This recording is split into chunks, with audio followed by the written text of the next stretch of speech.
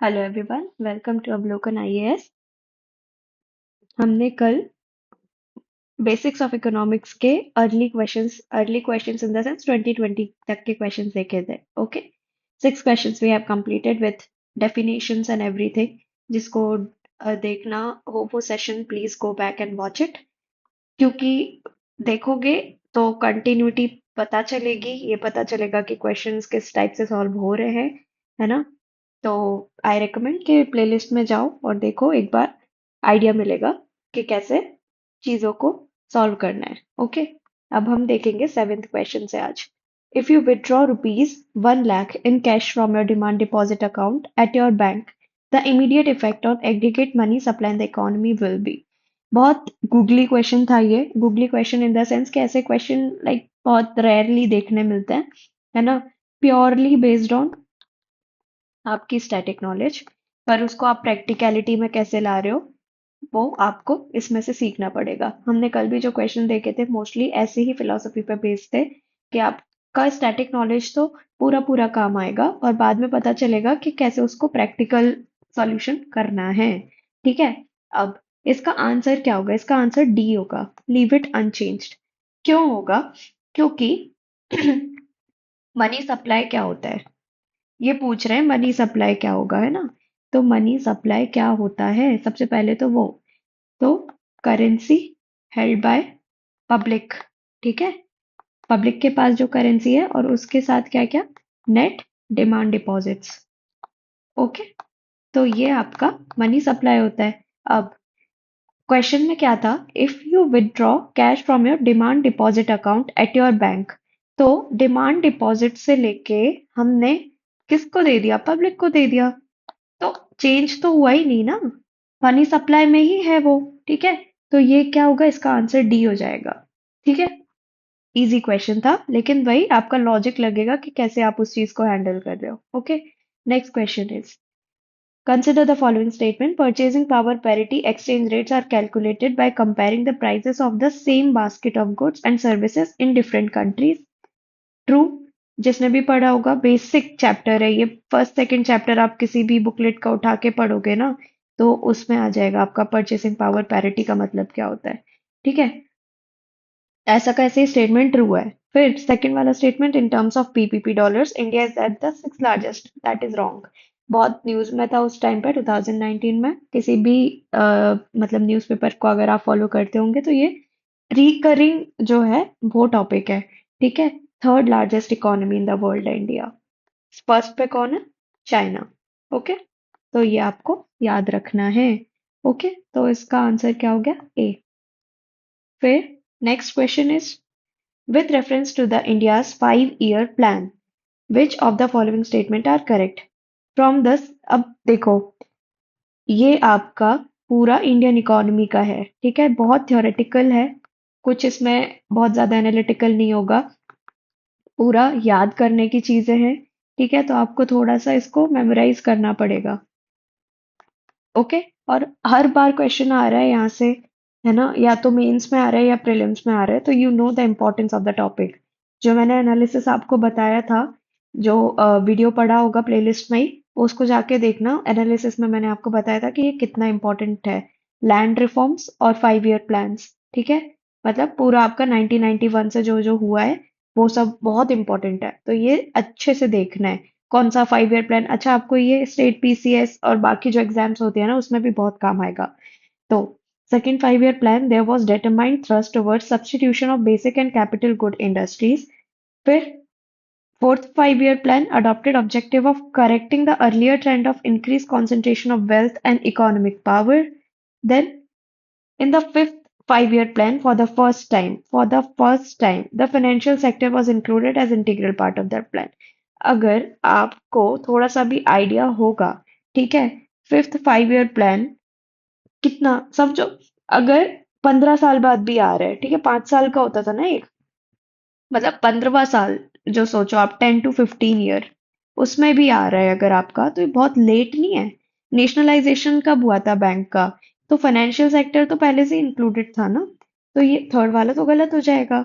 ठीक है, by default. इसलिए मैं कहती हूँ थोड़ा सा दिमाग लगाना है ऑप्शंस में। ओके, क्यों लगाना है?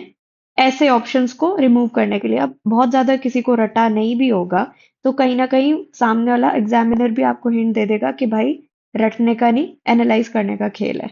ओके, तो फर्स्ट सेकंड सही है, थर्ड गलत हो जाएगा, तो आपका option A is the right answer.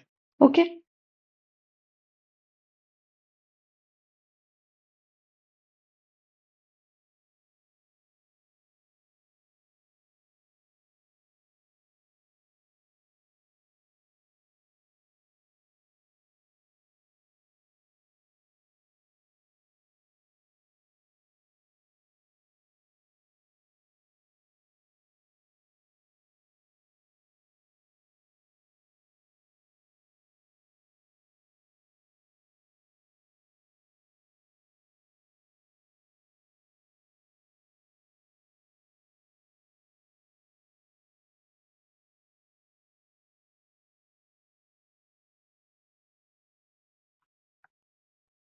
ठीक है, क्वेश्चन क्या है?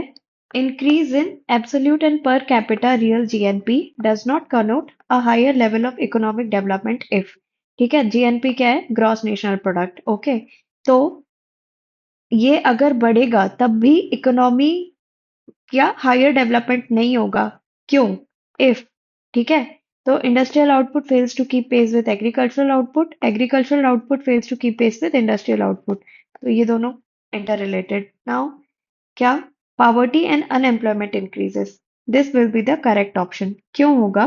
क्योंकि इकोनॉमिक डेवलपमेंट जो है that is a qualitative criterion. ठीक है, इकोनॉमिक डेवलपमेंट अगर आपको करनी है तो सारे सेक्टर्स जितने भी इकोनॉमी के उनकी डेवलपमेंट होनी चाहिए। तो अगर पावर्टी और एम्प्लॉयमेंट अनएम्प्लॉयमेंट इंक्रीज हो रही है तो ये तो क्वालिटेटिव मतलब बेसिकली सबका सेक्टर का डेवलपमेंट नहीं हुआ ना, ओनली क्वालिटेटिव हो गया कि जीएनपी बढ़ रहा है लेकिन डेवलपमेंट नहीं हो रही है। तो क्यों ऐसा होगा? जब पावर्टी और अनएम्प्लॉयमेंट बढ़ जाएंगे।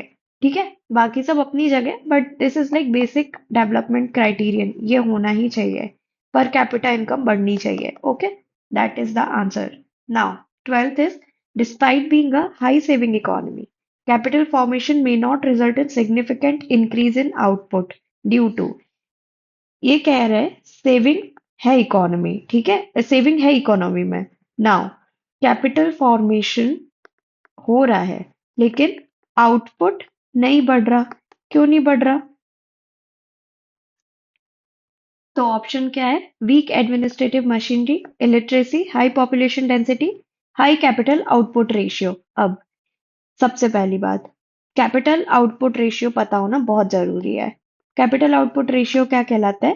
पर unit of capital required to produce one unit of output.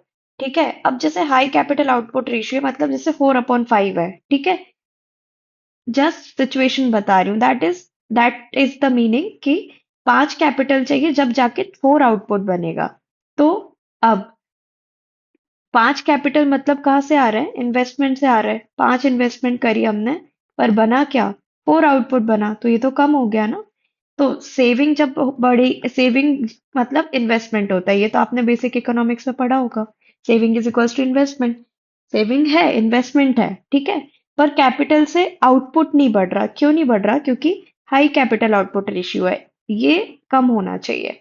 ठीक है, ये कम होगा तब जाके इकोनॉमी में एफिशिएंसी आएगी। So this is the basic of high capital output ratio. अब जिसको ये भी नहीं पता और जिसको तुक्का लगाना है ऐसे क्वेश्चंस में, they can do odd one out. Odd one out कैसा? ये जो तीन दिए गए हैं ना, administrative, illiteracy, high population density, general terms हैं। ये आपकी मोर इकोनॉमिकल टर्म है। ठीक है, मतलब सब्जेक्ट रिलेटेड टर्म है, तो इसको भी कर सकते हो, बट ये अगेन ब्लाइंड गैस है। ये तब करते हैं जब कुछ नहीं आ रहा। ठीक है, टू इंक्रीज द चांसेस, वो डिक्रीज भी हो सकता है, so it's your risk whether you want to take the chance और नॉट। ठीक है, next question is, the main objective of the 12th 5 year plan was. 12th 5 year plan, again question आ गया। ठीक है, ये कब आया था? 2019 में। फिर ये कब आया? 2014 में। तो हर 4-5 साल में रिपीट हो रहा है ये क्वेश्चन, इसलिए देख लेना। 19 में आया था, 25 में भी आ सकता है, देयर आर चांसेस। ओके, तो 12th 5 ईयर प्लान का मेन ऑब्जेक्टिव क्या था? वन लाइनर है, फास्टर सस्टेनेबल मोर इंक्लूसिव ग्रोथ। ये प्रॉपर रटने का है आपका। ठीक है, ये कब हुआ था 12th 5 ईयर प्लान? 2012 से 2017 तक। इसके बाद से 5 ईयर प्लान को ड्रॉप कर दिया गया था, ठीक है, इसके बाद से नहीं हुए 5 ईयर प्लान। तो ये 12th 5 ईयर प्लान था, faster, sustainable and more economic, more inclusive growth. ठीक है, so this was it. Maybe आपको क्वेश्चंस अच्छे लगे हों। कोई प्रॉब्लम हो तो as I always say write in the comment section, will try to solve your doubts as well. ठीक है, बाकी कंटिन्यू रहो सेशन में, कंसिस्टेंसी रखोगे तो you will learn a lot more than others, और जल्दी जल्दी आपके पीवाईक्यूज भी खत्म हो जाएंगे। ठीक है, so thank you and have a good day ahead.